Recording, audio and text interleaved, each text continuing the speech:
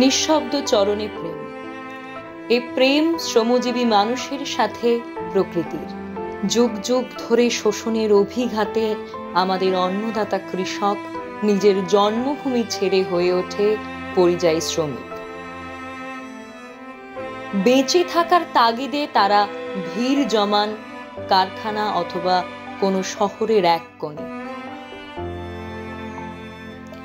অল্প জায়গাতে একসাথে অনেক মানুষ বাসা বাঁধে এবং হয়ে ওঠে সস্তা শ্রমিক। জনসংখ্যার চাপে সেই অঞ্চলগুলি হয়ে ওঠে বসবাসের অযোগ্য। তারপরেও পেটের তাগিদে তারা সেখানে থাকতে বাধ্য হয়।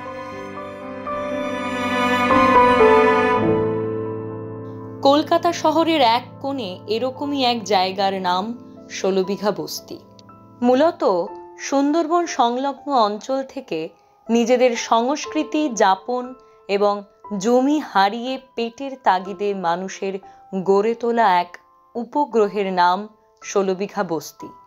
এই ১৬ বিঘা বস্তির ভিতরে নষ্ট হয়ে যাওয়া একটি পুকুরকে আবারও পুনর্জন্ম দিলেন এই বস্তির বাসিন্দারা। এটাই হচ্ছে আমাদের ১৬ বিঘা সর্বপ্রথম বড় পুকুর। এই পুকুরটা এত নোংরা হয়ে আছে, আমরা মহিলারা কম বেশি পরিষ্কার করি, তাতেও পরিষ্কার করে উঠতে পারছি না। বাচ্চাদের সবার শরীর খারাপ হচ্ছে, নিজেদেরও হচ্ছে, কিন্তু কিছু করার নেই, পুকুরটাই আমাদের সরাবেলা করতে হয়। তাই এখন হচ্ছে সবাই ১৬ বিঘা সব মানুষ একসাথে মিলেমিশে আমাদের এই পুকুরটাকে কালকে পরিষ্কার করার মানে একটা ডেট নেওয়া হয়েছে। দেখা যাক সবাই মিলে সাথে থাকে। আমরা সবাই রাজা, আমাদেরই রাজার রাজত্বে, রইলে মোদের রাজার সঙ্গে মিলব কিশোরে। আমরা সবাই রাজা, আমরা সবাই রাজা, আমাদেরই রাজার রাজত্বে, রইলে মোদের রাজার সঙ্গে মিলব কিশোরে। আমরা সবাই রাজা,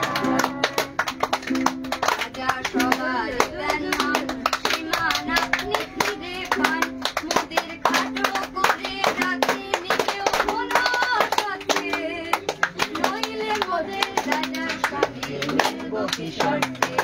আমরা সবাই রাজা, সবাই রাজা, আমাদের রাজার রাজত্বে, নইলে মোদের রাজার সঙ্গে মিলব কিশোরে। সবাই রাজা।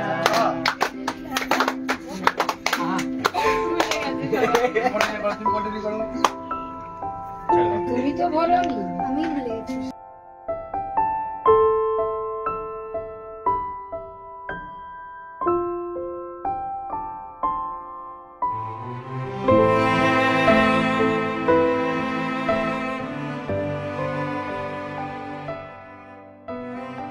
তারা শুধু নিজেদের জন্য বাঁচে না, তারা বেঁচে থাকে এই সভ্যতাকে টিকিয়ে রাখার কারিগর হিসেবে।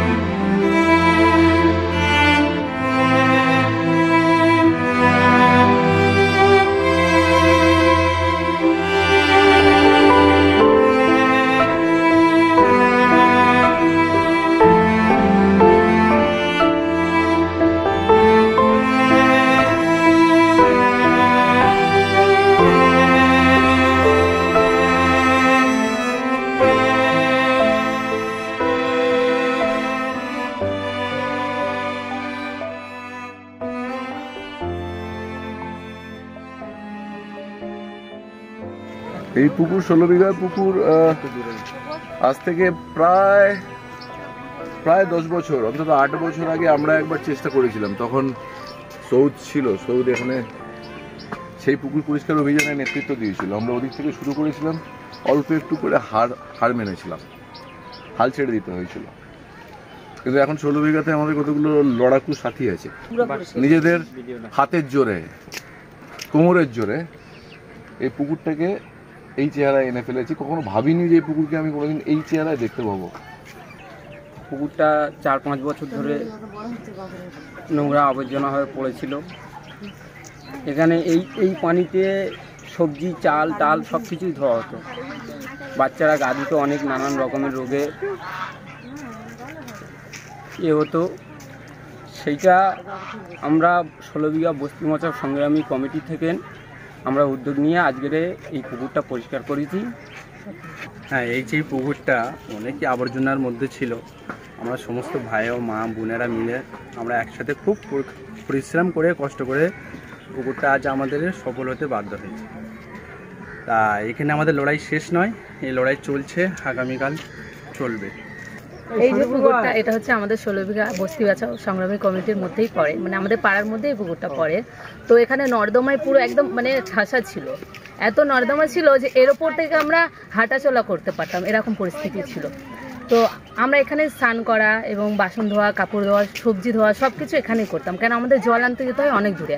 আশপাশে এরকম মানে পুকুর বা কোনো কল নেই, যা আছে এটা থেকেই আমরা সব করতাম।